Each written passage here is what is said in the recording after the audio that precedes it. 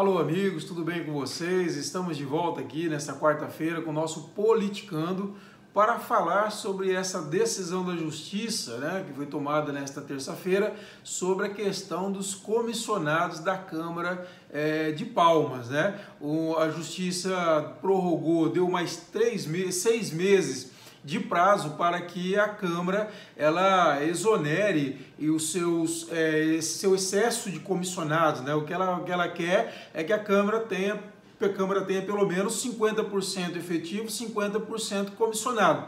Não dá para ficar como está hoje, conforme um levantamento feito pelo Ministério Público Estadual, que é o autor dessa ação, que pediu essa moralização dessa situação dos comissionados na Câmara de Palmas. Para vocês terem uma ideia, essa ação civil pública ela levantou que tem 328 comissionados na Câmara de Palmas, dos quais 192 são assessores parlamentares.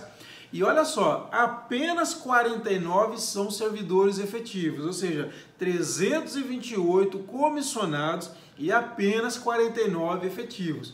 E conforme a ação, o juiz relata traz um relatório do Tribunal de Contas do Estado que mostra o seguinte, que a Câmara em 2016 tinha 541 servidores, dos quais 454 eram comissionados, 37 contratos temporários e apenas 50 efetivos, e ainda tinha 19 efetivos com cargos comissionados, ou seja, eram 82% de comissionados para 18% de efetivos, isso em 2016.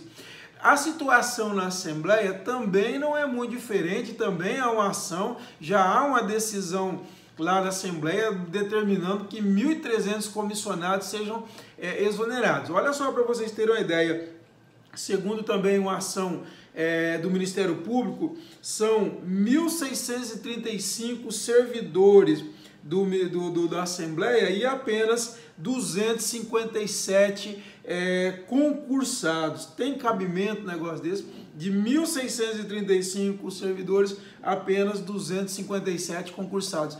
Esses dias eu falava aqui no Politicando da necessidade da Assembleia fazer o enxugamento também da sua estrutura, como o governo do Estado está fazendo. Todos os órgãos, todos do poder público precisam desse enxugamento, precisam fazer esse enxugamento.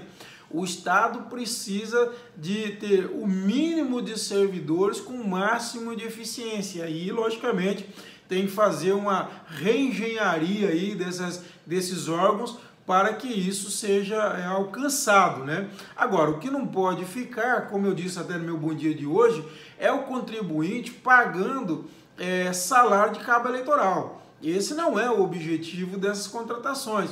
Uma coisa é o deputado ter seus comissionados para dar suporte no gabinete, até no escritório central, lá na sua cidade sede, colher informação das pessoas, ter lá um coordenador de área, enfim, que faça o trabalho, ouça as pessoas. Agora, uma equipe dessa magnitude, são 30, por exemplo, assessores por deputado, são 24 deputados, é uma desnecessidade. Eu acho que, primeiro, que esses órgãos, esses parlamentos precisam fazer concurso, a Câmara acabou de fazer são algumas dezenas apenas de cargo, mas já fez um concurso, e é bom que se estenda isso. Na verdade é o seguinte, os órgãos públicos, e aqui o Tocantins é uma coisa absurda, precisam ter o mínimo necessário de comissionados e o máximo possível de concursados, porque você profissionaliza a profissão, a atuação dos servidores, eles não criam essa dependência de padrinho político para se manter em cargo, ou seja, você coloca o servidor a serviço da sociedade, não de um político, como que ocorre com esses comissionados, porque são indicados por político, então fazem logicamente o que o político quer e perdem emprego na hora que o político quer também. Então eles têm que estar atentos a isso. E o concursado não deve ser essa satisfação. Ele passou no concurso, ele deve a ele mesmo. E isso é muito importante, é um servidor do Estado e não é um servidor do padrinho. É uma diferença monstra. Aqui no Tocantins precisa, o governo do estado precisa fazer isso, os parlamentos precisam fazer isso no estado, não podemos ficar nessa situação. É muito importante o legislativo se preocupar com o resgate da sua credibilidade.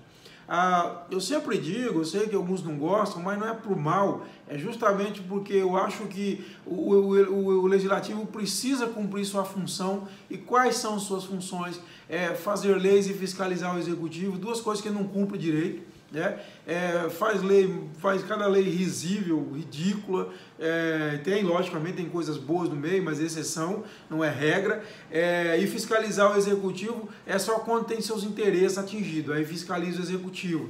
E na verdade, o que nós vemos hoje é um grande descrédito da classe política, e dentro da classe política o maior descrédito é dos legislativos. Os parlamentos têm uma moral muito baixa diante da população.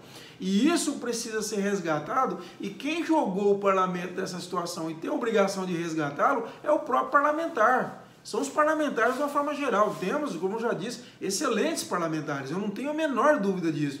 Tenho admiração por vários deles, para mim são minhas fontes de consulta, inclusive, quando eu preciso tirar dúvida de algumas coisas. Agora, nós temos também muita gente ruim, e logicamente que é resultado de um eleitor ruim que nós temos também. Mas é a realidade, os parlamentos, eles precisam se rever. Primeiro, o próprio deputado, ele vê que ele não é dono do mandato, não é o meu mandato. Isso é uma procuração que é dada pelo eleitor para que eu represente. Mas ninguém é dono do mandato, e você usa o mandato como bem quiser. Você tem que ouvir a tua base, saber o que ela quer na hora de votar, e não usar o mandato como um capital para gerar riqueza. Isso aí é uma indecência, né? E nós queremos um parlamento forte, ele é muito importante. Eu vejo ele hoje como uma instituição falida. Ele me leva a refletir sobre a necessidade de rever que precisamos rever esse sistema de freios e contrapesos da democracia. Nós precisamos de um parlamento que ele funcione em favor da sociedade e não em favor dos parlamentares, que defenda o interesse do cidadão e não o interesse de grupo. É esse parlamento que é um parlamento ideal e que nós buscamos. Não dá mais para continuar com deputado, vereador, senador negociando seus interesses com o mandato na mão. E do outro lado, é um grande erro da sociedade porque não há uma pressão sobre os seus parlamentares. O parlamentar se sente dono do mandato em grande parte porque ele não sofre cobrança ao longo do mandato. Muitas vezes as pessoas só veem esse parlamentar 4 anos depois, quando volta a nova eleição. Mas nós precisamos ter, e é por isso que eu defendo, por exemplo, a regulamentação dos lobbies, porque hoje existe o lobby do mal, o lobby das empreiteiras, o lobby das armas, o lobby da não sei o que. Esses lobbies existem, lobby existe e funciona. Nós precisamos também do lobby do bem, por isso precisa regulamentar, inclusive pressionando parlamentares, enchendo de e-mail, exacrando se necessário o nome deles publicamente, mas que eles cumpram o seu mandato, exercitam o seu ato legislativo em favor da sociedade e não em favor de si mesmo, como é muito comum hoje em dia. Nós precisamos rever isso. Eu falava no Bom Dia, por exemplo, ainda sobre a questão de pessoal, em relação ao Flávio Bolsonaro. Logicamente que ele está aí no alvo, porque ele é filho do presidente, e tem que ser mesmo, porque venderam santidade na campanha, agora tem que entregar santidade. Mas o caso do Flávio Bolsonaro é a ponta do iceberg. Isso aí é uma epidemia de parlamentares que pegam o salário de servidor. Isso é coisa comum, corriqueira em qualquer parlamento. E olha, eu imagino, sinceramente, pelas conversas que eu tenho, é que salvam poucos que não fazem essa prática. Então o parlamentar com nomeação, ele ganha 2 vezes. Ele ganha porque ele coloca um cabo eleitoral para fazer campanha para ele à custa do contribuinte, o contribuinte que paga a conta, e ele ganha porque ele embolsa parte do salário dos seus assessores. Grande parte, não são todos, mas acontece, é muito comum e é epidêmica essa situação.